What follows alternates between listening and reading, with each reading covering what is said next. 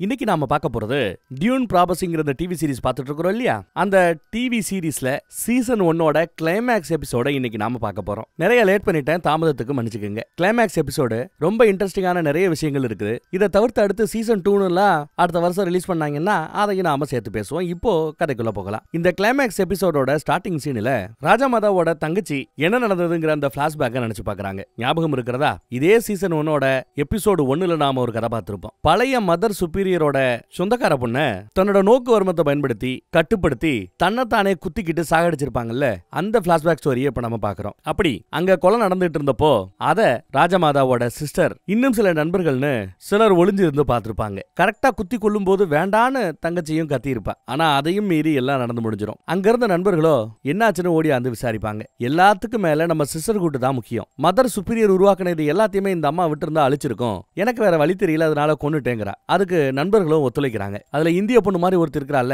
அவ தான் நம்ம தபுன்னு நினைக்கிறேன். ஒவ்வொரு நண்பர்களுமே நாங்க உங்களுக்கு சப்போர்ட் பண்றோம் பேசுறாங்க. இப்ப நடந்த இந்த கொலையை தற்கொலையா மாத்திடலாம் அப்படின்னு முடிவு பண்றாங்க. நண்பர்கள் ஒத்துழைச்சாலும் தங்கச்சி அதுக்கு ஒத்துழைக்காம அங்கிருந்து ஓடுறா. பின்னாடியே அக்கா இப்ப என்ன பண்றதுன்னு யோசிக்க, நீ போய் உன் தங்கச்சியை கவனி, நாங்க இதை ரெடி பண்ணிக்கிறோம்னு சொல்லிட்டு அக்காவும் தங்கச்சி இந்த பக்கம், நண்பர்கள் அந்த பக்கம்னு பிரிஞ்சிடறாங்க. தங்கச்சி ஒரு மாதிரி வாந்தி எடுத்துட்டு இருப்பா. என்னடி என்ன வாந்தி எடுக்கிற அப்படின்னு வந்து விசாரிக்கும் போது, நான் பிரெக்னண்டா இருக்கிறதா ஒரு பெரிய குண்டை தூக்கி போடுறா. பசுமை கிரகத்தை சேர்ந்த ஒரு பெரிய கிராமத்தையே கூண்டோட அழிச்சா இல்லையா? தான் சொந்தக்கார ஒருத்தவனோட சாவை பழி வாங்குறதுக்காக அக்காவும் தங்கச்சியும் சேர்ந்து எடுத்த முடிவுதான் அது. ஆனா போற இடத்துல இவ காதல் வசப்படுவா, இப்படி வயிற்றுல ஒரு கருவை தூக்கிட்டு வருவா அப்படின்னு அக்கா எதிர்பார்க்கல. ஆனா இங்க அக்கா கொலை செஞ்சுக்கிட்டு இருக்கா, தங்கச்சி கருவோட நிக்கிறா. இந்த கொலை மேட்டரை மறந்துரு, நான் அடுத்த மதர் சுப்பீரியரா ஆனேனா, ராஜமாதாவாக ஆனேனா உன் குழந்தைய நான் காப்பாத்துறேன், குழந்தைய நாம ஒன்னா வளர்க்கலாம் அப்படின்னு வாக்கு கொடுக்குறாங்க. ஆனா நம்மளோட சிஸ்டர் கூட்டுல சிஸ்டர்ஸ் யாராவது பிரெக்னன்ட் ஆனா குழந்தையையும் அம்மாவையும் பிரிக்கிறது வழக்கமாச்சே அப்படின்னு கேட்க,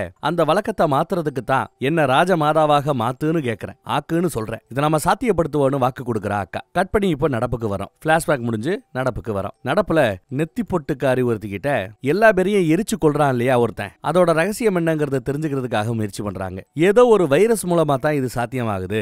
அந்த வைரஸை எது தூண்டி விடுதுன்னா பயம் தூண்டி விடுது. சோ பயத்தை உருவாக்கிட்டாலே போதும், அந்த வைரஸ் அவர்களை உள்ள அறந்து அழிச்சிருது. இது ஒரு பயோ வெப்பன் அப்படிங்கிறாப்ல அவங்களோட ஆராய்ச்சியில சில விஷயங்களை கண்டுபிடிச்சு சொல்றாங்க. இந்த சயின்டிஸ்ட் அம்மா எடுத்து சொல்லுது. சயின்டிஸ்ட் தான் இதுல கூத்து என்னன்னா, இது நடக்கிறது ஒரு வைரஸ்னால, இது ஒரு சக்தி இல்ல, கிட்டத்தட்ட இது ஒரு தொத்து வியாதி மாதிரி இப்படிங்கிற உண்மையெல்லாம் அந்த பக்கம் நம்ம தளபதிக்கு தெரியாது. ஆனா அவன் ஒரு தாராதன வீரனா இருந்து இப்ப தளபதியா ப்ரமோட் ஆனவன். அவன் இவ்வளவு பெரிய வைரஸை கண்டுபிடிக்கிறதுக்கு வாய்ப்பு இல்ல. மேபி அந்த வைரஸ் தாக்குதலோட முதல் பலியாடா கூட அந்த தளபதி இருக்கலாம். அவனோட பாடியில கொஞ்சம் கொஞ்சமா அந்த வைரஸ் ரியாக்ட் ஆகலாம், அவன் கொஞ்சம் கொஞ்சமா அழியலாம். இது அவனுக்கு இன்னும் தெரியாம இருக்குது. ஆனா இவ்வளவு பெரிய வைரஸை உருவாக்குனது யாரு, அவன் உடம்புல செலுத்துனது யாரு, இந்த மாதிரி ஒரு கணிப்புலயே இந்த நெத்திப்பொட்டுக்காரி பேசிட்டு இருக்கிறா. தளபதிக்கு நாம உதவி பண்ணணுங்கிறாப்ல ராஜமாதாவோட தங்கச்சி சொல்றா.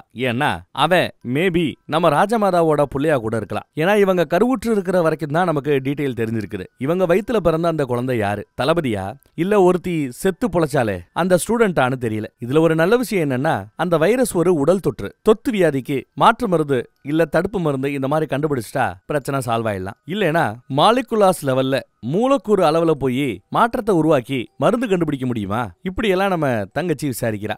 மதர் சுப்பீரியர் இதற்கான சொல்யூஷனை எப்பயோ கண்டுபிடிச்சிருந்தாங்க. அதே முறையை நாம இங்க பயன்படுத்த போறோம். என்ன இங்க இலக்கு தான் வித்தியாசப்பட போகுது, மித்தபடி சேம் டெக்னிக் தான். இது சாத்தியம் தான் நெத்தி பொட்டிக்காரி சொல்றா. இப்போ டெக்னிக் என்னங்கிறது தெரிஞ்சுக்கிட்டோம். ஆனா இதை யார் மேல பரிசோதனை பண்ணி பாக்குறதுங்கிறது அடுத்த கேள்வி. இந்த வைரஸால பாதிக்கப்பட்டவங்க யாராவது கிடைச்சா அவங்க மேல இந்த டெக்னிக்கை பயன்படுத்தி பார்க்கலாம். இங்க இருக்கிற எல்லா ஸ்டூடெண்ட்ஸுக்கும் கெட்ட கனவு ஒண்ணு வந்துச்சு பாத்தீங்களா ராத்திரி, அதுதான் ஆரம்ப அறிகுறி. சோ அவங்க எல்லாம் எக்ஸ்போஸ்ட். சொல்ல போனா நம்ம தங்கச்சிக்காரி அவளும் சொல்றா, எனக்கு கூட அந்த மாதிரி கெட்ட கெட்ட கனவு வருவது உண்டு, ஏன் மேல இந்த டெக்னிக்கை பயன்படுத்தணும் சொல்ல, இல்ல இது ரொம்ப ஆபத்தான டெக்னிக், அதுவும் உங்க மேல பயன்படுத்த முடியாதுங்கிறாங்க நெத்திப்பொட்டு. நம்ம நெத்திப்பொட்டு ஒரு டாக்டர், இவங்களுக்கும் அந்த மாதிரி கனவு வந்துதான், அதனால நான் பாத்துக்கிறேன், ஃப்ரீயா விடுங்கிறாப்ல பேசுறாங்க. டாக்டர் அம்மா நெத்திப்பொட்டு தாமேலேயே அந்த டெக்னிக்கை பயன்படுத்த போறாங்க போல தெரியுது. கட் பண்ணா இப்போ நாம எதிர்பார்த்ததுதான். அவங்க தான் இப்போ அந்த பரிசோதனைக்கு முதல் ஆளா வந்து உட்காந்துருக்காங்க, படுத்திருக்காங்க. உதவி பண்றதுக்காக தங்கச்சியும் இருக்காங்க. மூலக்கூறு லெவல்ல இவங்க உள்ள போய் அந்த ஆபத்தான டெக்னிக்கை இப்ப செய்ய இருக்கிறாங்க. இங்க பக்கத்திலேயே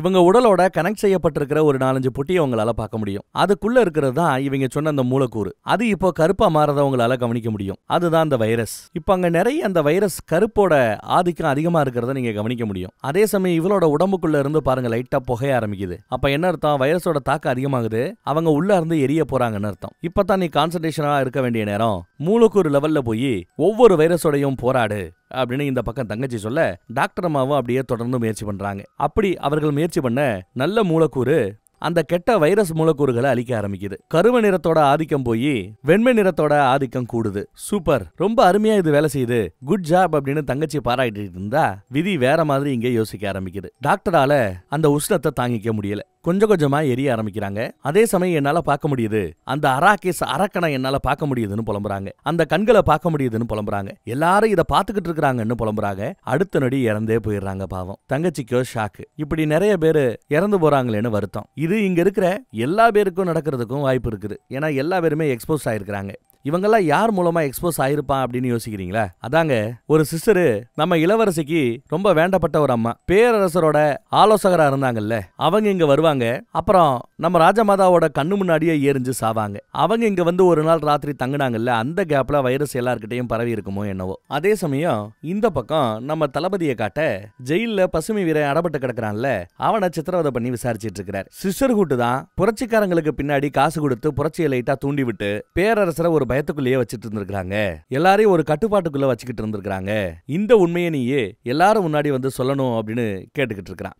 ஆனா அதற்கு பசுமை வீரனோ, எனக்கு அந்த சிஸ்டர்ஹுட் மேல எந்த பரிவும் கிடையாது, நான் என் லட்சியத்துக்காகத்தான் போராடினேன். ஆனாலும் பேரரசரோட எந்த ஒரு செயலுக்கும் நான் துணை நிக்க மாட்டேன். ஒன்ன கண்டு எனக்கு பயம் இல்லைன்னு திமிரா பேசி நல்லா அடி வாங்கி மறுபடியும் மேல தொங்க விட்டானுங்க. ராத்திரி சமயம் நம்ம இளவரசி அவனை காப்பாத்துறதுக்காக பூட்டை உடைக்கவே முயற்சி பண்ணிட்டு இருக்கிறா. அதே சமயம் ராணி பாத்து போடுறாங்க, பெத்த தாயி பாத்து போடுறா. அவன் மேல நீ கண்மூடித்தனமான காதல் இருக்கங்கிறது எனக்கு எப்பவோ தெரியும். ஆனா இப்படி முட்டாள்தனம் பண்ணுவேன் நான் எதிர்பார்க்கல.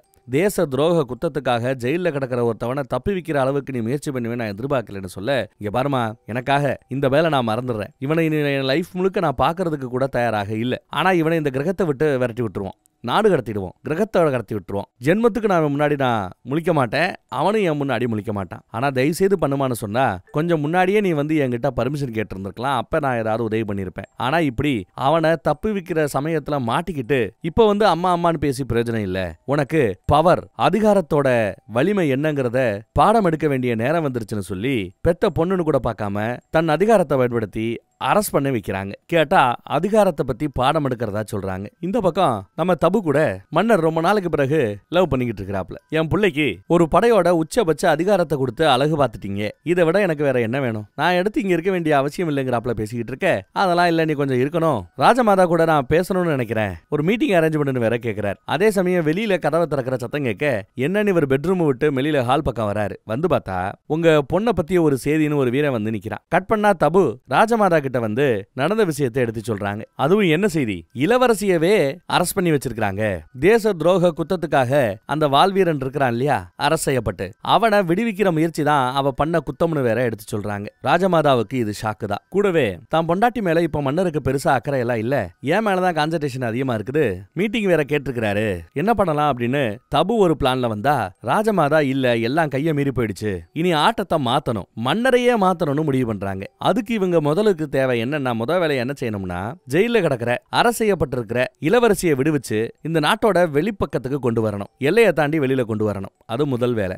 அப்புறம் அவங்க தானே பட்டத்து இளவரசி, அவங்கள மன்னரை ரிமூவ் பண்ணி அந்த சிம்மாசனத்துல உட்கார வைக்கணும் இளவரசியை. இது நடந்தே ஆகணும் அப்படின்னு பேசுறாங்க. அப்ப நம்ம தபு, மன்னர் என் பிள்ளையோட தகப்ப அப்படின்னு சொல்லி வருத்தப்படுறாங்க. ஆனாலும் நீ சிஸ்டர்ஹுட் தான் எல்லாத்துக்கும் மேலங்கிறத நம்புறேல்ல, இந்த நாள் வரும்னு உனக்கு ஏற்கனவே தெரியும்ல, தயாராக இருங்கிறாங்க ராஜமாதா. இவங்களோட டாக்டிக்ஸையே இப்ப கம்ப்ளீட்டா மாத்துறாங்க. சிஸ்டர்ஹுட்ட பெருசா நம்புற, தான் கூட சிஸ்டர்ஹுட்ல ஒரு சிஸ்டரா மாறிடலான்னு நினைச்சுக்கிட்டு இருந்த இளவரசிய சிம்மாசனத்துல உட்கார வச்சா அது சிஸ்டர்ஹுட்டுக்கு நல்லது, உலகத்துக்கு நல்லதுன்னு ராஜமாதா முழுசா நம்புறாங்க.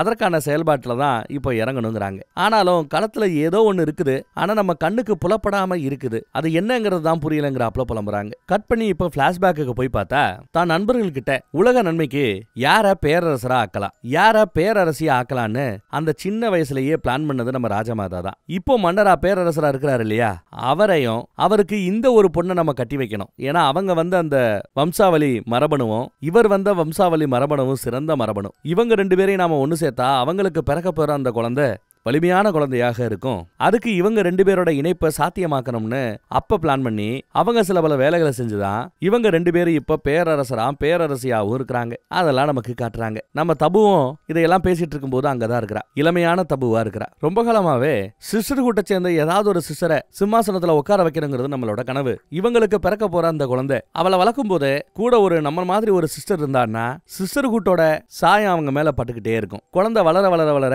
நாமளும் சிஸ்டர் கூடாதா அப்படிங்கிற எண்ணம் வருவாகும். அவங்களை இங்க ட்ரைனிங்க்கு வர வச்சு கொஞ்ச நாள் சிஸ்டர்ஹுட் சம்பந்தப்பட்ட எல்லாத்தையும் அவங்க உடம்புல ஏத்தி, எப்படி மூளையில ஏத்தி எப்படி ஏத்துவாங்க?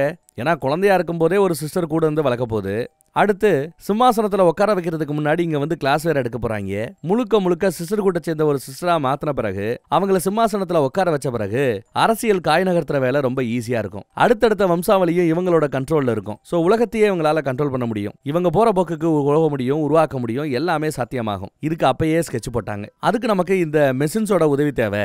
வெளி உலகத்தோட கனெக்ட் செய்யாதபடி இந்த மெஷின்ஸை நாம கட்டுப்படுத்தி வச்சிருக்கிறோம். இதை உருவாக்கி வச்சது யாரு? நம்ம மதர் சுப்பீரியர் பழைய அம்மா. அவங்கதான். அவங்க இறந்த பிறகு இதை அழிக்கணும்னு அந்த சொந்தக்கார பொண்ணு ஆசைப்பட்டுச்சு. வேற வழி இல்லாம தான் அவளை தொண்டையில சொருகி கொன்னேன், கட்டுப்பாட்டுல எடுத்து கொன்னேன். இதெல்லாம் அந்த ராஜமாதா அடிச்சு சொல்லிட்டு இருக்கிறா. ஆனாலும் இறந்து போன அவளோட மாணவிகள் இந்த மெஷின்ஸ் எல்லாம் வேண்டான்னு, நாம பண்ற இந்த மரபணு ஆராய்ச்சி எல்லாம் வேண்டாம்னு சொல்லிக்கிட்டு இருக்கிற சில பேர் இருக்கிறாங்களே, அவங்க எதிர்ப்பாங்களேன்னு சொல்ல அதுக்கு தான் இப்ப நாம பாக்குற இந்த மெஷின்ஸை பயன்படுத்துற விஷயத்த அவங்க கிட்ட இருந்து நாம மறைக்கணும்னு ஒரு முடிவு எடுக்கிறாங்க. அப்புறம் தான் தங்கச்சி கிட்ட தனியா பேசணும்னு வேற எடுத்து சொல்றாங்க. கூடவே இவர் பேரரசரா ஆகிற வரை இவரை நம்ம கண்ட்ரோல்ல வச்சுக்க, கண்காணிப்புல வச்சுக்க ஒரு சிஸ்டரோட உதவி தேவைன்னு பேசுறாங்க. அதுக்காக அனுப்பப்பட்டவங்க தான் நம்ம தபுவா இருக்குமோ? அப்புறம் இங்க வேற ஒரு கரெக்ஷனையும் சொல்லிடுறேன். அங்க கருப்பா ஒருத்தி இருக்கிறாள்ல, அவளை நாம தபு நினைச்சோம். தபு இல்ல, அது பேரரசர்கிட்ட ஆலோசனை இருந்து அப்புறம் இங்க சிஸ்டர் கூட்டுக்கு வந்த பிறகு எரிஞ்சு இறந்து போனாங்கல்ல காசான ஒரு சிஸ்டர், அவங்களோட இளமையான வருஷம் தான் இவங்க. சோ நண்பர்கள் அங்கிருந்து வெளியில அனுப்பிச்சுட்டு தங்கச்சி கிட்ட மட்டும் தனியா உன் வயித்துல வளர்ற அந்த கருவை தான் மெஷின் கிட்ட ஸ்கேன் பண்ண சொல்லி டீடைல்ஸை காட்ட சொல்லி கேக்குறாங்க. அந்த மெஷினும் ஸ்கேன் பண்ணி வயித்துல வளர்றது ஒரு ஆண் அப்படிங்கறத கண்டுபிடிச்சு சொல்லுது. கூடவே இவங்க கார்பரேட் கிரகத்தை சேர்ந்தவங்க. இவங்க கூட இருந்தது யாரு? அந்த பசுமை கிரகத்தை சேர்ந்த ஒருத்தன். பசுமை கிரகமும் கார்பரேட் கிரகமும் அவ்வளவு ஈஸியா இணையாது. அது ஒரு விசித்திரமான இணைப்பு. அந்த இணைப்பு சாத்தியமாகி அடுத்து பிறக்க போற இந்த குழந்தை இன்னும் வலிமையான குழந்தையா பிறக்க போகுது. இந்த குழந்தையினால பிற்காலத்துல ஒரு பெரிய மாற்றத்தையே உருவாக்க முடியும். அப்படி இப்படின்னு தங்கச்சியோட வயித்துல வளர குழந்தைய பத்தி ராஜமாதா எடுத்து சொல்லிட்டு இருக்கா. அப்பவே மெஷினோட உதவினால அந்த பழைய கரு ஸ்கேன் போட்டோவை தான் இவங்க பாத்துட்டு இருக்காங்க இங்க மெஷின்ல. அப்புறம் அந்த மெஷின் கிட்டயே பாருப்பா, புதுசா ஒரு வைரல் டெக்னாலஜியை ஒருத்தன் கண்டுபிடிச்சிருக்கா. வைரஸ்னா அணு லெவலுக்கு போய் ஒரு வியாதியை பரப்பும். இவங்களோட அந்த வைரல் டெக் என்ன பண்ணுதுன்னா அணு லெவலுக்கு போய் ஒவ்வொரு அணுவுக்குமே கட்டளையா பிறப்பிக்குது, உடம்பை எரிக்குது. வைரல் டெக் அப்படின்னு இந்த அம்மா சொல்றதே ஒரு மெஷின் டெக்னாலஜி தான். அப்ப மெஷின்ஸ் அந்த வைரல் டெக் அப்படிங்கிறது யாரால கண்ட்ரோல் செய்யப்படுது? இப்போ நம்ம தளபதியால. அந்த ஆபத்துக்கு ஒரு நல்ல தீர்வை கொடு அப்படின்னு இந்த அம்மா கேட்கும்போது மெஷின் அவன் தான் பிரச்சனை, என்ன அவனை கொன்னுட்டா பிரச்சனை முடிஞ்சு போயிடுமே அப்படின்னு ரொம்ப சிம்பிளா சொல்லுது. கொல்றது என்னோட நோக்கம் இல்ல அப்படிங்கிறாங்க இந்த அம்மா. பிறக்கும் போது இந்த திறமையோட அவன் பிறக்கல, அப்படி அவனை யாரோ மாத்தி இருக்கிறாங்க. அந்த வைரல் டெக் ஆயுதமா ஒருத்தவங்க யாரோ மாத்தி இருக்கிறாங்க. அது யாருங்கிறத நாம அடுத்து கண்டுபிடிப்போம். அவனை இந்த பிரச்சனை வந்து வெளியில கொண்டு வரணும்னு பேசுறாங்க. ஏன்னா தாம்பத்த பிள்ளையாச்சே, அதனால. அப்ப அடுத்து உங்களோட திட்டம் என்னன்னு அந்த மெஷின் கேட்க நான் அவங்கிட்டே போய் பேச போறேங்கிறாங்க ராஜமாதாவின் தங்கச்சி, தளபதியின் அம்மா. அதோட நிக்கல, ஒரு ஸ்பேஸ் ஷிப் எடுத்துட்டு கிரகத்தை விட்டே கிளம்புறாங்க எங்க சிஸ்டர்ஹுட்ல இருந்து. அதே சமயம் நம்ம சீனியர் பாட்டிமா இருக்கிறாங்கல்ல, அவங்களுக்கு செய்தி வருது. திருதுப்புன்னு தான் பதவியை துச்சமா நினைச்சிட்டு இப்படி சொல்லாம கொள்ளாம இங்க இருந்து கிளம்பினா எப்படின்னு புலம்பிக்கிட்டே அவங்க வந்துகிட்டு இருக்கிற யாரோ ஒருத்தி ஒட்டி கேட்கிறா.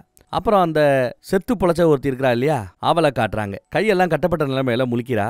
என்னாச்சு தனக்குன்னு தன்னோட ஃப்ரெண்டு கிட்ட விசாரிக்கிறா. நான் நல்லா தானே இருக்கிறேன், ஏன் என்ன இப்படி கட்டி போட்டு வச்சிருக்கிற, அவுத்து விடு அப்படின்னு அப்பாவி மாதிரி பேச, அதை நம்பி இந்த ஃப்ரெண்டு ஒரு கையை அவுத்து விட்டா.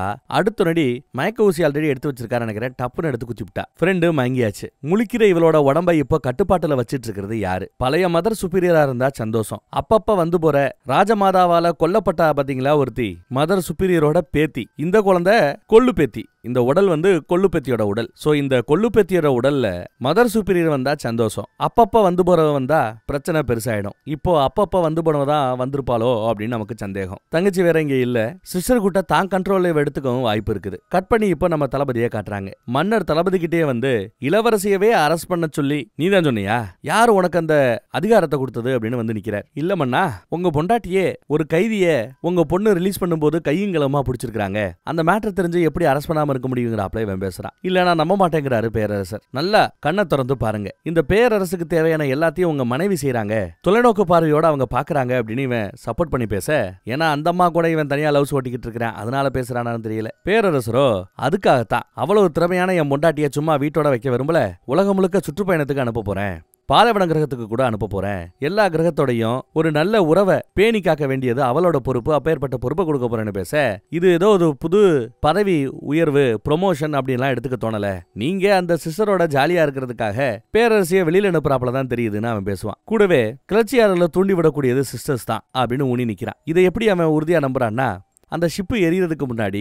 பாலைவன கிரகத்தை சேர்ந்த ஒரு சிஸ்டர் இருந்தால கிளர்ச்சியாளர் மாதிரி நடிச்சுக்கிட்டு இருந்தா, ஆனா அவளோட யூனிஃபார்ம் அந்த ஷிப்பு எரியறதுக்கு முன்னாடி இவன் பார்த்திருப்பான். அதை வச்சு தான் சொல்றதை எடுத்து சொல்ல, எல்லாம் தீயில எரிஞ்சு போயிருக்குமே, உங்ககிட்ட ஆதாரம் இருக்காதே, ஆதாரம் இல்லாம எப்படி நம்புறது அப்படிங்கிறாரு பேரரசர். கூடவே மதர் சுப்பீரியர் மதர் சுப்பீரியர் நம்ம ராஜமாதாவுக்கும் தனக்கும் பல தடவை கருத்து வேறுபாடெல்லாம் இருந்திருக்குது, ஆனா ஒரு காலமும் தன்னை கொல்றதுக்கு அவங்க முயற்சி பண்ண மாட்டாங்க, அவங்களும் நானும் சேர்ந்து உலக நன்மைக்காக நிறைய விஷயங்களை எப்பயோ நாங்க பண்ணிருக்கிறோம், இப்ப நீயும் உன்னோட பங்கு ஆற்றுவதற்காக வந்திருக்கிறாய், அவங்களுக்கு இதுல பங்கு இருக்கு, அவங்களும் வந்து ஆலோசனை சொல்லட்டுமேனு பேசுறார். இது வந்து ஆலோசனை சொல்லட்டுமா? அப்ப அவங்களை கூப்பிட்டு விட போறீங்களா? அவங்க உங்களுக்கு ஆலோசனை சொல்ல போறாங்களா? ஏன் ஆலோசனைக்கு பதிலா அவங்களோட ஆலோசனையை கேட்க போறீங்களா அப்படின்னு அடுக்கடுக்கா கேள்விகளை கேட்கிறாரு தளபதி. கட் பண்ணி இந்த பக்கத்துல பார்த்தா சிஸ்டர் கூட்ட சேர்ந்த அந்த ஸ்டூடெண்ட்ஸ் எல்லா பேரும் ஒன்னா சேர்ந்து என்ன நடக்குதுன்னே ஒன்னும் புரிய மாட்டேங்குது, என்னென்னமோ நடந்துகிட்டு இருக்கலன்னு புலம்பிக்கிட்டு இருக்காங்க. அதே சமயம் கொள்ளு பேத்தி இந்த பக்கம் வர, அவளோட கண்கள் பாருங்க நல்ல அப்படியே நீல நிற ஏறி இருக்கும். என்ன நடக்குது இங்க அப்படின்னு வந்து விசாரிக்கிறா. எல்லாருக்கும் இவங்களுக்கு ஷாக், ஏன்னா இவ இறந்து போயிட்டு தான் நினைச்சிட்டு இருக்காங்க, உயிரோட வந்து நிக்கிறாளேன்னு. அதை பத்தி இவங்க விசாரிக்க, இவ அதை பத்தி எல்லாம் கேட்காம என்ன நடக்குது, இப்ப இங்க யாரு மதர் சுப்பீரியர் இருக்கிறா எல்லாத்தையும் விசாரிச்சு தெரிஞ்சுக்கிறாங்க. ராஜமாதா அவ இங்க இல்ல, தங்கச்சி இங்க இருந்தா, அவ இங்க இருந்து பறந்து போயிட்டா, எல்லாம் தெரிஞ்சுக்கிறாங்க. டப்பு டப்புன்னு ஒரு 4-5 சிஸ்டரோட பேரை சொல்லி இவங்க எல்லாரையும் நான் உடனே பார்க்கணும் அப்படின்னு சத்தம் போடுறாங்க. நீங்க சொன்ன பல பேர்ல யாருமே இப்ப இங்க இல்ல, எல்லார பத்தி நாங்க புக்ல தான் படிச்சுட்டு இருக்கிறோம். பழைய மதர் சுப்பீரியரோட பேத்தியோட தற்கொலைக்கு பிறகு இங்க நிறைய மாற்றம் நடந்திருக்குது அப்படின்னு அந்த பொண்ணு எடுத்து சொல்லுவா. எது தற்கொலையா? அப்படியா புக்ல நீங்க படிக்கிறீங்க? இருக்கட்டும் சொல்லிட்டு விருட்டுன்னு இந்த அம்மா கிளம்புது. அப்ப கண்டிப்பா உள்ள இருக்கிறது அப்பப்ப வந்து போற தன்னோட சாவ கொலைன்னு இன்னும் யாருக்கும் தெரியப்படுத்தாத அவதான் அப்படிங்கறது நம்மளால புரிஞ்சுக்க முடியுது. இந்த பக்கம் ஃப்ரெண்டுகாரிய கட்டி போட்டு வச்சுட்டு அவங்க போயிருப்பாங்க. ஃப்ரெண்டுகாரி தான் சக்தியை பயன்படுத்தி அதுல இருந்து விடுவிக்க முடியுமா, தப்பிக்க முடியுமான்னு முயற்சி பண்ணிக்கிட்டு இருக்கிறா. தன் சக்தியால தான் விரல அப்படி மடக்கி எப்படியோ வெளியில வந்துட்டா. அப்புறம் சேதாரமான கட்ட விரல சரி பண்ணிக்கிறா. இந்த பக்கம் பார்த்தா கொள்ளு பெத்தி நிறைய பழைய டேட்டாஸ் எல்லாம் எடுத்து ஏதோ செக் பண்ணிட்டு இருக்கா. ஸ்டூடெண்ட் ஒருத்தி என்ன நடக்குது இங்க, இதெல்லாம் உனக்கு எப்படி தெரியும், நிறைய விஷயங்களை நீ தெரிஞ்சு வச்சிருக்கிறீன்னு ஆச்சரியமா பேசிட்டு இருக்க. தப்பிச்சு வந்த ஃப்ரெண்டு இங்கதான் இருக்கியா, உன்னை மறுபடியும் கட்டுப்படுத்தி வைக்கணும்னு வந்து பேசிட்டு இருக்கும்போது என்ன நடக்குது இங்க, இவ்வளவு ரகசியமா அப்படின்னு வந்து நிக்கிறா இவ ஃப்ரெண்டுகாரி. அது ஒண்ணுமில்லப்பா, நீ இப்ப பேசிட்டு இருக்கிறது கொள்ளு பெத்தி கூட இல்ல, அப்பப்ப வந்து போறவ கூட தான் நீ பேசிட்டு இருக்கிற அப்படின்னு சொன்ன பிறகுதான் வந்திருக்கிற புத்தகத்துல படிச்ச தற்கொலை பண்ணிக்கிட்டதா இவங்க புத்தகத்துல படிச்ச பழைய மதர் சுப்பீரியரோட பேத்தி டோரத்தி அப்படின்னு தெரிய வருது. டோரத்தி எதுன்னு கேட்டா, இல்ல இல்ல நான் நானாத்தான் இருக்கிறேன்னு கொள்ளு பத்தி சொல்லி சமாளிப்பா. இல்ல நீங்க பேசின விதத்திலேயே நல்லா தெரிஞ்சு போச்சு, நீங்க கண்டிப்பா இறந்து போன அந்த டோரத்தி தான் அப்படின்னு இவளும் கண்டுபிடிச்சிடறா. ஆனா இவ யாருக்கு சப்போர்ட் பண்ண போறாங்கிறதான் தெரியல. கட் பண்ணி இப்போ தபுவும் ராஜமாதாவும் போட்ட பிளான் என்னங்கறத இப்ப பாக்குறான். என்ன பாக்குறாங்கன்னா, என்ன பிளான் போடுறாங்கன்னா, மன்னர் மீட்டிங் கேட்டார்ல, அந்த மீட்டிங்கை நான் ஒத்துக்கிட்டதா மன்னர்கிட்ட போய் சொல்லு, நான் மீட்டிங் அட்டெண்ட் பண்றப்ப நான் வருவேன், இளவரசியை தப்பு வைக்கிறதுக்கு மிகச்சிறந்த வழி ஜெயிலுக்குள்ள நான் போயாகணும், அதுக்கு நான் அரஸ்ட் செய்யப்படணும், என்ன அரஸ்ட் பண்ணி ஜெயிலுக்குள்ள போடணும், நான் வாண்டடா போய் தளபதி கிட்ட மாட்டினாதான் இது சாத்தியம்னு சொல்லி வம்புக்குனே வந்திருக்காங்க. மன்னர் தான் தன்னை வர சொன்னதா சொன்னதும் கதவு திறக்கப்படுது. சரி ஜெயிலுக்குள்ள போனாலும் இளவரசியை எப்படி அங்கிருந்து காப்பாத்தி கூட்டிட்டு வர முடியும் அப்படின்னு கேட்க, அதுக்கு தான் இவ இருக்கிறாளேன்னு உருவம் மாறக்கூடிய சக்தி படைச்ச இந்த சிஸ்டரை நமக்கு காட்டுறாங்க. பிளான் படி உருவம் மாறக்கூடியவ தபுவை பாக்குறதுக்காக ஒரு சின்ன விண்கலத்துல வந்து இந்த பக்கத்துல இறங்குறா. தபுவும் வரவேற்கிறாங்க. அதன்படியே ஒரு ரகசிய இடத்தை கொடுக்க அங்க உருமாற ஆரம்பிச்சிடறா. சரி மன்னர் என்ன பண்றதுன்னு அடுத்து தபு கேட்க சயனைடு சாயம் பூசப்பட்ட ஒரு சின்ன ஊசி எடுத்து ராஜமாதா கொடுக்குறாங்க. நேரம் வரும்போது பயன்படுத்துன்னு தபு கிட்ட அந்த பொறுப்பு கொடுக்கப்படுது. கட் பண்ணி இந்த பக்கத்துல பேரரசியை பார்த்து பேரரசர் எப்படி நம்ம பொண்ணையை நீ அரஸ்ட் பண்ண சொல்லலாம்னு வந்து நிக்க பின்னாடியே தளபதி வரதை பார்த்துட்டு இவருக்கு ஷாக். இவங்க ரெண்டு பேரும் ஒன்னு சேர்ந்து மன்னரை டாமினேட் பண்ண போறாங்கிற அவங்களோட பிளானை எடுத்து சொல்றாங்க. இனிமே நீங்க வெறும் பொம்மையாத்தான் இருப்பீங்க. வெளியில இருந்து பாக்குறதுக்கு உங்களோட ஆட்சி மாதிரி தான் தெரியும். ஆனா முடிவுகளை நாங்க 2 பேர் எடுக்க போறோன்னு ஒரு பெரிய குண்டத்துக்கு போட அப்படியே நொந்து நூலா போவார். சோகமா வெளியில வருவார். அதே சமயம் வீரர்கள் வந்து ராஜமாதா அவங்களை பாக்குறதுக்காக அரசவையில காத்துட்டு இருக்கிறதா சொல்ல ராஜமாதா கிட்ட உதவி கேட்கலாம்னு இங்க வந்தா ராஜமாதா இவர் உட்கார வேண்டிய சிம்மாசனத்துல உட்காந்துட்டு இருக்காங்க. அதையெல்லாம் இவர் பெருசா கண்டுக்கல. இந்த மாதிரி என்ன பொம்மையாக்கணும்னு பாக்குறாங்க, எனக்கு நீங்க உதவி பண்ணா பழையபடி நாம இருக்கலாம் அப்படின்னு இவரு ராஜமாதா கிட்ட டீல் போட பாக்க, அட போயா, உன்னை மன்னர் ஆக்குனதே நான் தான். உங்க அப்பனை மன்னர் ஆக்குனது எனக்கு முன்னாடி இருந்த அந்த பழைய மதர் சுப்பீரியர். உனக்கான எல்லா வழிகளையும் திறந்து வச்சது நாங்க. நீயும் அசால்ட்டா மன்னரான. நீ எடுக்கிற முடிவுகள் எல்லாம் நீ எடுக்கிறதா நினைச்சுக்கிட்டு இருக்கிற. ஆனா அது உண்மை இல்ல. உன்னை எடுக்க வச்சது நாங்க. அதுக்காக பயன்படுத்தினதுதான் நம்ம தபுவை. தபு உன்னை உண்மையா காதல் பண்ணதா நினைச்சியா? நாங்க கேட்டுக்கிட்டதுனால பண்ணா அப்படின்னு சொன்னதும் இவருக்கு இன்னும் பயங்கர ஷாக். நீ ஒரு பொம்மை. உன்னை ஆட்டி விக்கிற ஆட்கள் தான் மாறிக்கிட்டு இருக்காங்களே ஒழிய உன்னால சுயமா எதுவும் பண்ண முடியாதுன்னு பேசுனதும் அவருக்கு பயங்கர கோவம் வருது. ஏன் இவ்வளவு கோவத்தை தூண்ட ரேஞ்சுக்கு பேசுறாங்கன்னு தெரியல. எதுக்கு? வம்புக்குனே அரெஸ்ட் ஆறதுக்கு தான். தபுவை பத்திய உண்மையை ஏன் சொல்லணும்? அப்பதான் தபு கிட்ட இவன் சண்டை போடுவான். தபு ஏதாவது கொஞ்சம் லவ்ல காதல் வசப்பட்டு இருந்தா கூட அந்த ஊசியை குத்த மாட்டான். இவன் கோவத்துல பேசினா குத்துறதுக்கு வாய்ப்பு இருக்குது. பக்கா பிளான் பண்ணி ஏத்தி விட்டுறாங்க. இதுல காண்டானவரு வீரர்கள் கிட்ட உத்தரவு போறாரு, இவளை அரஸ்ட் பண்ணி உள்ள போடுங்கன்னு. வீரர்களை தயங்குவாங்க. மறுபடியும் சொல்றேன், அரஸ்ட் பண்ணுங்க அப்படின்னு சத்தம் போட்ட பிறகு வீரர்கள் போய் அந்த அம்மா பின்னாடி 2 பக்கமும் நிப்பாங்க. அவங்களே நானே அரஸ்ட் ஆகிக்கிறேங்கிறாப்ல இறங்கி நடந்து வராங்க. அதே சமயம் இந்த பக்கம் தன் சாவுல இருக்கிற அந்த மர்மத்தை போட்டு உடைக்கிறா. இவ தான் கொலை செய்யப்பட்டேன், தற்கொலை இல்லைங்கிற அந்த உண்மையை போட்டு உடைக்கிறா. அதெல்லாம் இவங்களுக்கு கொஞ்சம் கொஞ்சமா தான் ஞாபகம் வருது. கூட இருக்கிற அந்த மத்த 2 பேருக்கும் அதை எடுத்து சொல்லிக்கிட்டு இருக்காங்க. கூடவே ராஜமாதா பதவியில அவ வந்தது ரத்த கலரைக்கு மத்தியில தான் சொல்லிட்டு அங்க இருக்கிற ஒரு கேட்டை ஓபன் பண்றாங்க. கூட ஒருத்தி உதவி பண்றா. கீழே இருக்கிற லிவரை பிடிச்சி அப்படி அமுத்தி எழுத்ததும் பக்கத்துல நிலத்துல பிளவு ஏற்பட்டு 6 மாதிரி மேல இருந்து கீழே தண்ணி ஊத்துது. கட் பண்ணா பிளாஷ்பேக்ல டோரோத்தியை இவ கொன்னுட்டா. டோரோத்தியுடைய விசுவாசிகள் இருப்பாங்கல்ல, அவங்க கிட்ட போய் பேச்சுவார்த்தை நடத்துறா. என்னோட தலைமையை ஏத்துக்கங்கன்னு. டோரோத்தியோட தற்கொலைய நாங்க நம்பல. நீ மேபி கொலை பண்ணிருப்ப, கண்டிப்பா அது தற்கொலையாக இருக்காது, நாங்க நம்ப மாட்டோங்கிறாங்க. உன் தலைமையை ஏத்துக்க மாட்டோம்னு வேற சொல்றாங்க. அப்போ அவளோட வழியவே நீங்களும் பின்பற்றுங்கன்னு சொல்லி ராஜமாதா அவங்க நோக்கு வருமத்தை பயன்படுத்தி எல்லாரையுமே அவங்களே அறுத்துக்கிட்டு சாகடிக்க செய்யறாங்க. கூட இருக்கிற மீதி 3 பேர் இருக்கிறாங்கல்ல, தான் தங்கச்சி இன்னும் 2 பேர், அவங்களுக்கு இந்த டெக்னிக்கை சொல்லி கொடுத்துட்டாங்க போல தெரியுது. எல்லா பேருமே இருக்கிற ஆட்களை கண்ட்ரோல் பண்ணி தான் வேலைகளை செய்யறாங்க. எல்லா பேருமே அறுத்துக்கிட்டு பொத்துன்னு விழுந்து சாகுறாங்க. ஒரு கொலையோட முடிஞ்சிருக்குன்னு பார்த்தா இங்க பல கொலைகள் ஏற்படுது. ஒரே ரத்த கலரியா இருக்குது. ஒரே ஒருத்த ஆளை தவிர மீதி எல்லா பேருமே இறந்து போயிடுறாங்க. ஒரு அம்மா மட்டும் நான் உன்னை பின்தொடர தயாராக இருக்கிறேன் அப்படின்னு சொல்றா. இவங்க தான் இப்ப இருக்கிற நம்ம சீனியர் நினைக்கிறேன். அந்த பாட்டிமா ஒருத்தி இருக்கிறாள்ல, அது இவங்க தான் தோணுது நமக்கு. கரெக்டா இல்லையாங்கிறது பின்னாடி தெரிய வரும். பேரரசர் பெட்ரூம் பக்கம் போனா தபு இருப்பா. இப்பதான் மதர் சுப்பீரியரை அரஸ்ட் பண்ணிட்டு வரேன், என்னையே சிம்மாசனத்துல இருந்து விளக்குறதா சொல்றாங்க, எல்லாமே உனக்கு அசைன்மெண்ட் தானா? என்ன காதலிச்சது கூட அசைன்மெண்ட் தானா? அடுத்த அசைன்மெண்ட் என்ன அப்படின்னு கேட்க கைக்குள்ள ரகசியமா ஒளிய வச்சிருந்த அந்த விசவுசி எடுத்து மேல வைக்கிறாங்க. இதெல்லாம் ஏன் திட்டம் கிடையாது, எல்லாம் ராஜமாதாவோட திட்டம் தான். ஆனா செய்யறதுக்கு எனக்கு மனசு இல்லைன்னு சொல்லி எடுத்து வைக்கிறா. பேரரசருக்கு இந்த அம்மாவாவது விசுவாசமா இருக்குதே, அதை நினைச்சு சந்தோஷப்பட வேண்டியதா என்னன்னு தெரியல. அதே சமயம் இங்க ராஜமாதாவை ஜெயிலுக்குள்ள போறதுக்காக வந்தாங்கல்ல, அவங்கள தன்னோட வர்மத்தை பயன்படுத்தி கட்டுக்குள்ள கொண்டு வந்து கத்திய உருகி கொண்டு போடுறா. இளவரசிய மேல இருந்து கீழே இறக்குறா ஒரு பட்டன் அமைக்கி. பின்னாடி ஒரு 4 பேர் வெட்ட வருவாங்க. பார்த்தா பின்னாடியே உருமாறினவ அவ வந்து எல்லாரையும் அடிச்சு காலி பண்றா. என்ன உருவத்துக்கு மாறி இருக்கிறான்னா இளவரசியோட உருவத்துக்கு மாறி இருக்கிறா. இளவரசி இங்க வந்து காப்பாத்தி கூட்டிட்டு போகணும், பதிலுக்கு உருமாறுற இவரை அங்க உட்கார வைக்கணும். இதுதான் திட்டம். ஆனா இளவரசியோ வால் பயிற்சியாளர் இல்லாம நான் வரமாட்டேன் அப்படின்னு அடம்பிடிக்கிறா. வேற வழி இல்லாம வால் பயிற்சியாளரையும் இறக்குறாங்க. வால் பயிற்சியாளரும் இவரோட சேர்ந்துக்கிட்டு அங்கிருந்து தப்பிச்சு போக போறார். ஆனா பலிகாடாக போற அந்த உருமாறவளை பார்த்து இப்படியோ பார்த்து சமாளிமான்னு சொல்லிட்டு கிளம்புறார். அதுக்குள்ள அந்த பக்கம் அப்டேட் போகுது. எப்படி என்ன அப்டேட் போகுது? ராஜமாதாவை மன்னரை அரஸ்ட் பண்ண சொல்லிவிட்டாருங்கிற செய்தி மட்டும் போகுது.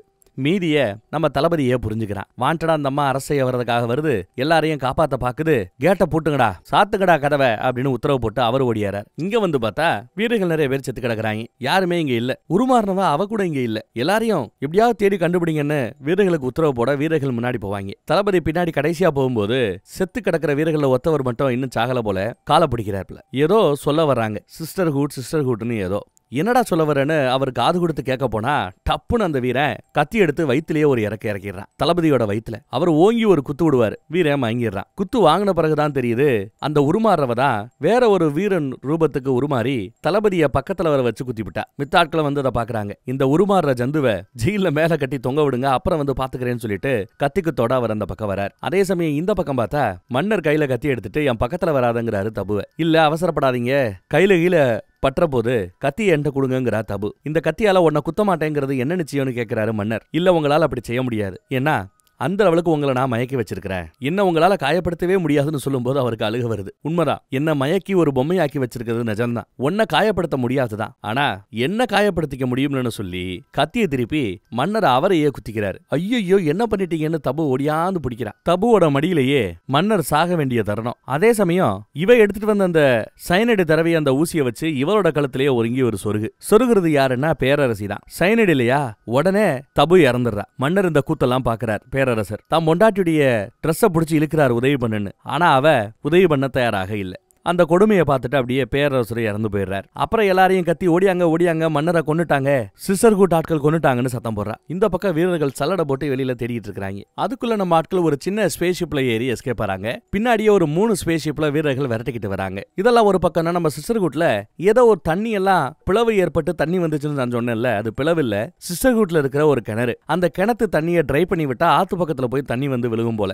ஏன் இந்த மாதிரி இவ பண்ணா அப்படின்னு பார்த்தா உள்ளதான் இறந்து போன அத்தனை சிஸ்டர்ஸுகளோட எலும்புகளும் கிடக்கு, பாடி கிடக்கு. இப்ப எலும்பாய் போச்சு இத்தனை வருஷத்துல. இதுதான் ஆதாரம், நடந்த உண்மைக்கான சாட்சி இதுதான்னு. ரத்த கலரிக்கு மத்தியில தான் அவர் ராஜமாதாவாக மாறினா, சிஸ்டர்ஹுட்ட தப்பான வழிக்கு நடத்திட்டு போனா, இனி இதை நான் சரியான வழியில நடத்துவேங்கிறா. அங்க இருக்கிற அந்த சீனியர் பாட்டிமா கீழே இருக்கிற கம்பி எடுத்து கையில கொடுத்து இனி நீ சொல்றதான் நாங்க ஃபாலோ பண்ணுவோங்கிறாங்க. எல்லா சிஸ்டர்ஸுமே அப்படியே பின்னாடி ஃபாலோ பண்ணி போறாங்க. ஒருத்தி மட்டும் இன்னும் நம்ம ராஜமாதாவோட விசுவாசி மாதிரி தான் தெரியுது. அவளும் சரி என்ன நடக்குதுன்னு பார்க்கலாமேனு கூட வரா. கேட்டெல்லாம் உடச்சு தள்ளிக்கிட்டு உள்ள எங்க வராங்கன்னா அந்த மெஷின்ஸை பயன்படுத்தினாங்கல்ல ரகசியமா, அந்த இடத்துக்கு வராங்க. அங்க வந்து அங்க இருக்கிற அந்த ஏஐ மிஷினையும் அடிச்சு நொறுக்குறாவ. அதே சமயம் தான் பையனை பாக்குறதுக்காக ராஜமாதாவின் தங்கச்சி அவங்க இங்க வந்து இறங்குறாங்க. அப்படியே பிளாஷ்பேக்ல காசா கிட்ட தான் தன்னோட பையனை இவங்க ஒப்படைக்கிறாங்க. அதுவும் என்ன சொல்லினா, நீ இங்க இருந்தா ராஜமாதாவோட பொம்மையா தான் இருக்க வேண்டியிருக்கும், என் அன்பு கிடைக்கிறத விட நீ சுதந்திரமா வாழ்றது தான் முக்கியம், அதனால உன்னை வேற ஒரு இடத்துக்கு ஷிஃப்ட் பண்றதா சொல்றாங்க. காசான்ற அந்த பொண்ணு வேற ஒரு கை குழந்தையோட அங்க வரா. ஏதோ ஒரு ஊருக்கு வந்த மருத்துவச்சி பிரசவம் பார்த்துருக்காங்க, குழந்தை பிறந்திருக்கு, ஆனா இறந்து குழந்தை பிறந்திருக்குது. ஒரு நாடோடி கூட்டத்துக்கிட்ட இறந்து போன ஒரு குழந்தையோட டெட் பாடி கிடைச்சிருக்குது. அந்த பாடியை கொண்டு வந்து இங்க வச்சு குழந்தை செத்து பிறந்ததுன்னு தன் அக்காவை நம்ப வைக்க போறா. இவங்களோட குழந்தைய நாடோடி கிட்டத்துக்கிட்ட கொடுக்க போறாங்க. அவங்க கண்ணுல பாசம் தெரிஞ்சதா அப்படின்னு விசாரிக்க, பாசம் தெரிஞ்சதுங்கிறா காசா. பாசமா வளர்க்கப்படுவான்னு நம்பி குழந்தைய ஒப்படைக்கிறாங்க. காசாவுக்கு கண்ணு கலங்குது. இறந்த குழந்தைய வச்சுட்டு பிறந்த குழந்தைய எடுத்துட்டு போறா காசா. அதே சமயம் இங்க பார்த்தா கார்பரேட் கிரகத்துல நம்ம ராஜமாதாவோட சொந்தக்கார ஒருத்தர் இருக்கானே, அவன் கூட தளபதி கிட்ட போய் மன்னிப்பு கேட்டு தளபதி கூட தனியா டீல் போட்டிருப்பான். தளபதி எதையோ கொடுப்பாரு, அது ஒரு கேமரா. அந்த கேமராவை ராஜமாதாவோட தங்கி இருந்த ரூம்ல பொருத்தி இருப்பான். அதுல அவங்க மன்னரை கொலை பண்றதுக்காக போட்ட திட்டம் எல்லாமே ரெக்கார்ட் ஆயிருக்குது. அது கிடைச்சிருச்சேன்னு அவன் சந்தோஷப்படுறான். தப்பிச்சு போன அந்த ஸ்பேஸ் ஷிப்பை வச்சு பக்கத்துல இருக்கிற ஒரு எரிபொருள் கிடங்கு பக்கத்துல வண்டியை இறக்க சொல்றாங்க ராஜமாதா. அவங்களே இறக்குறாங்க. இங்க இருந்து கொஞ்சம் தூரம் தள்ளி போனா ஒரு டெர்மினல் வருமா. அந்த டெர்மினல்ல நமக்கு வேண்டப்பட்ட ஒருத்தர் இருக்கிறாரு, அவர் நம்மளை காப்பாத்தி கூட்டிட்டு போவாரு அப்படின்னு சொல்லி வழியை காமிச்சு விட்டுட்டு தான் இங்கேயே தங்கிக்கிறேன், ஏன்னா பின்னாடி 2 ஸ்பேஸ் ஷிப் வந்து இறங்கிடுச்சு, லேண்ட் ஆயிடுச்சு, அவங்கள நான் தடுக்கிறேன், உங்களுக்கு டைம் வாங்கி கொடுக்குறேன், வாய்ப்பு இருந்தா நான் திரும்ப வரேன், இல்லைன்னா எனக்காக காத்திருக்க வேண்டாம், இங்க இருந்து தப்பிச்சு போயிடுங்கன்னு சொல்லி அனுப்பிச்சு வைக்கிறாங்க. பார்த்தா தளபதியும் சேர்ந்து இங்க வந்துட்டு இருக்கிறேன். வீரர்கள் ஒரு 4-5 பேர் வெட்டுறதுக்கு வருவாங்க. அவங்கள சில மாதிரி நிக்க வச்சு கழுத்து அறுக்குறாங்க. இன்னொரு வீரனை கண்ட்ரோல் பண்ணி அவனை வச்சு இன்னொருத்தவனை சண்டை போட வைக்கிறாங்க. தளபதி பக்கத்துல இருக்கிற 2 பேரையும் கண்ட்ரோல் பண்ண பார்த்தா எல்லா பேரையும் தளபதியே அடிச்சு போட்டுறாரு, கொண்டு போட்டுறாரு. தளபதியை இவங்களால கண்ட்ரோல் பண்ண முடியாதுங்கிறது ஏற்கனவே தெரிஞ்ச விஷயம் தான். ஆனா தளபதி என்ன பண்றாருன்னா, எல்லாரையும் எரிக்கிற சக்தி இருக்குதுல தளபதி கிட்ட, அதை பயன்படுத்தி பார்க்கறான். அணு அளவுக்கு அந்த வைரஸ் டெக்கு அது போய் அணுவை எல்லாம் கருப்பா மாத்த முயற்சி பண்ணுது. இவங்க முகம் ஒரு மாதிரியா செவக்கும்,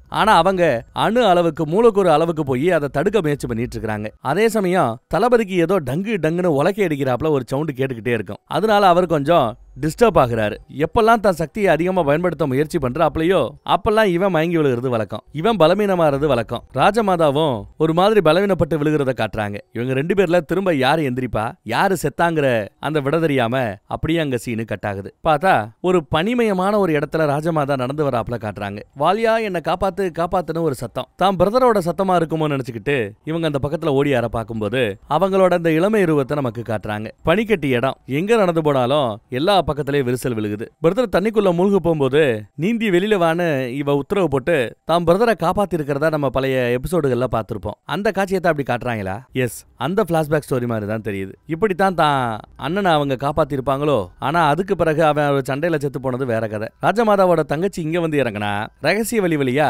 இளவரசியும் வால்பயிற்சியாளர் வர்றதை கவனிச்சுட்டு அப்ப இந்த பாத வழியா போனா அரண்மனைக்கு போயிடலாம் நினைச்சுக்கிட்டு அந்த பாத வழியா தங்கச்சி உள்ள போறா. ஒருத்தரை சமாளிச்சா ஒரு 7-8 பேரு ரவுண்டு கட்டுறாங்க. உடனே இவளும் ஒரு வாள் எடுத்துக்கிட்டு 2 பேரும் சேர்ந்து தடுக்க வர வீரர்களை சமாளிச்சாகணும். ஆனா 2 பேருமே ஒரு நல்ல வாள் வித்த வீரர்கள்னு தெரிஞ்ச விஷயம். ஒருத்தன் வால் பயிற்சி கொடுக்கறதுலயே வித்தகன் குருநாதர், சும்மாவா சொல்ல முடியும், அருமையா சண்டை போடுறார். கடைசி வீரனையும் அச்சு போட்டு தொடர்ந்து முன்னேறாங்க. இந்த பக்கம் தங்கச்சிக்காரி வந்து பார்த்தா ஒரு பக்கம் ராஜமாதா, இன்னொரு பக்கம் தாம் புள்ள தளபதி. அக்காவை இழுத்து மடியில போட்டுக்கிறா தங்கச்சி. இது ஒன்னும் மனித தாக்குதல் கிடையாது, இது ஒரு இயந்திர தாக்குதல். வைரல் டெக்னாலஜியை பயன்படுத்தி தாக்குறாங்கன்னு அந்த உண்மையை அக்கா கிட்ட தங்கச்சி எடுத்து சொல்றா. மனசுக்குள்ள நீ எதையோ ஒண்ணு நினைச்சுக்கிட்டு இருக்கிற, அந்த பயம்தான் உன்னை இந்த மிஷினுக்கு எதிரா திறமையா செயல்பட விட மாட்டேங்குது. உன் மனசுக்குள்ள இருக்கிற அந்த பயத்தை விட்டு வெளியில வந்தா இந்த மிஷினால உன்னை எதுவும் செய்ய முடியாது. இந்த எரிசக்தியிலிருந்து நீ தப்பிச்சிடலான்னு தங்கச்சி அட்வைஸ் பண்றாங்க. ஆனா இந்த அம்மா என்ன முயற்சி பண்ணாலும் சேதாரம் கூடிக்கிட்டே போகுது. எவ்வளவு வேகமா நீ போராடுறியோ அவ்வளவு வேகமா நீ எரிஞ்சிருவேன்னு தங்கச்சி எடுத்து சொல்றா. அதே சமயம்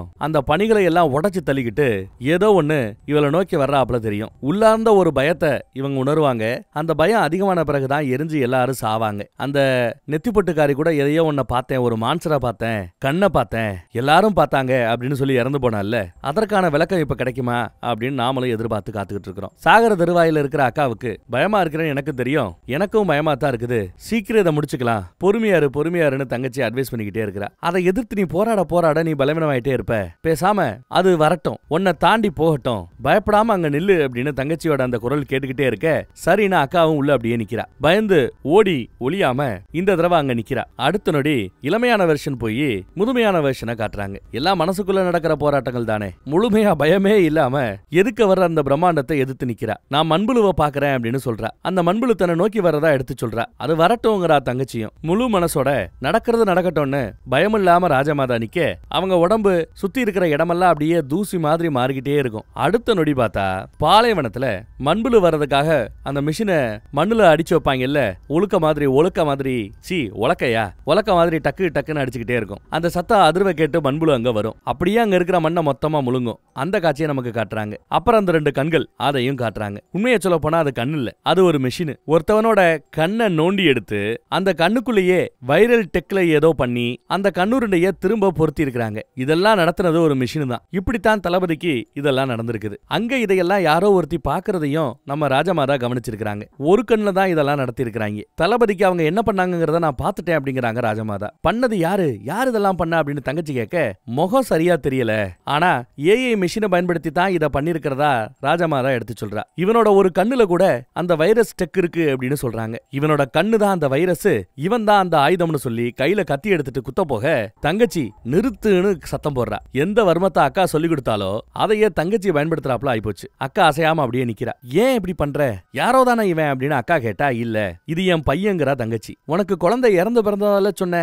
அப்படின்னு அக்கா கேக்குறா. அன்னைக்கு ஏஐ மிஷின்ல இவனோட பிறப்பு நம்ம கார்பரேட் கிரகத்துல வம்சாவளியில வந்தவன் மட்டும்தான் காட்டி இருக்கும் போல, இவன் தான் புள்ளங்கிறத அன்னைக்கு நான் தான் கெஸ் பண்ணி சொன்னேன். ஆக்சுவலா ராஜமாதாவுக்கு அது தெரியாது. இப்பதான் தங்கச்சி சொல்லி அக்கா ராஜமாதாவுக்கு தெரிய வருது. மேட்டர் தெரிஞ்சுக்கிட்டு இவ்வளவு காலமா என்கிட்ட இந்த உண்மையை மறைச்சிருக்கிற, பொய் சொல்லிருக்கிறேன்னு அக்கா கோவப்படுறாங்க. ஆனா தான் புள்ளையோட ப்ரொடெக்ஷனுக்காக அப்படிங்கிறா தங்கச்சி. ப்ரொடெக்ஷனா, பாதுகாப்பா, யாருக்கிட்ட இருந்துன்னு கேட்க உன்கிட்ட இருந்து. இதை சொல்லித்தான் தெரியணுமா?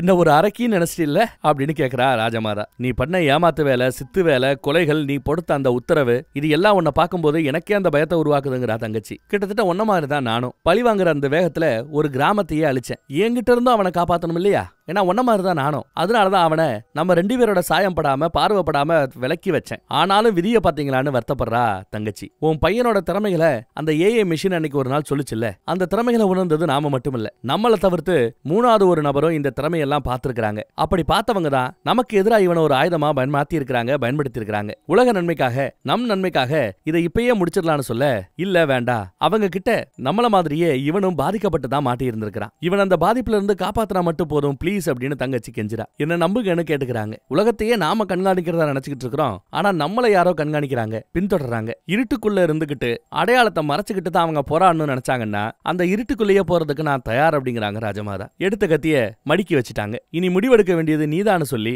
அங்க இருந்து அக்கா விலகி போயிடுறா. தளபதி முதன்முறையா தன் அம்மாவை நேர்ல பாக்குறான். பேசின எல்லாத்தையும் கேட்டுட்டு இருந்திருப்பான் போல, பாசத்தோட தான் பாக்குறான். ஆனாலும் பயத்துல லைட்டா விலகியும் போறான். அப்புறம் பொறுமையா அவனை ஆற தழுவிக்கிறாங்க. அவனும் கட்டிப்பிடிக்கிறான் அம்மாவை. 2 பேரோட கண்ணிலையும் கண்ணீர். ஆனாலும் தன் வீரர்கள் வந்ததும் தன் அம்மாவையே கைது பண்ண சொல்லி உத்தரவு போடுறான். பெத்த தாயவே கைது பண்ண சொல்லி உத்தரவு போட்டான். இவன் கண்ணில் இருக்கிற பிரச்சனை தொடர்ந்து இருக்கத்தான் செய்யுது. அடுத்து ராஜமாதா இளவரசி கூட அந்த வால் பேச்சாளர் கூட சேர்ந்து வேற ஒரு கிரகத்துல வந்து லேண்ட் ஆறாங்க. எங்க பாலைவன கிரகத்துல வந்து லேண்ட் ஆறாங்க. ஏன் இங்க வந்து இறங்குறோன்னு இளவரசி கேட்க, நான் எதிரி கிட்ட போகணும்னா இந்த வெளியில தான் போயாகணும் அப்படின்னு சொல்லி ராஜமாதா முன்னேற பின்னாடி இளவரசியும் வால் பயிற்சியாளரும் வர அப்படியே இந்த சீசனோட கிளைமேக்ஸ் இங்க முடியுது. யார் அந்த எதிரி? உண்மையிலேயே தளபதியை ஆட்டு விக்கிற அந்த ஆள் யார்? தடை செய்யப்பட்ட அந்த மெஷின்ஸை எல்லாம் தொடர்ந்து பயன்படுத்திக்கிட்டு இருக்கிற அவர் யார்? இந்த கேள்விகளுடைய சீசன் 1 இதோட முடியுது. சீசன் 2ல இந்த கேள்விகளுக்கான விடை கிடைக்கும்னு நினைக்கிறேன். அடுத்த வருஷமோ அதுக்கு அடுத்த வருஷமோ வரும். வந்துச்சுன்னா கண்டிப்பா நாமளும் பேசுவோம். தேங்க்யூ.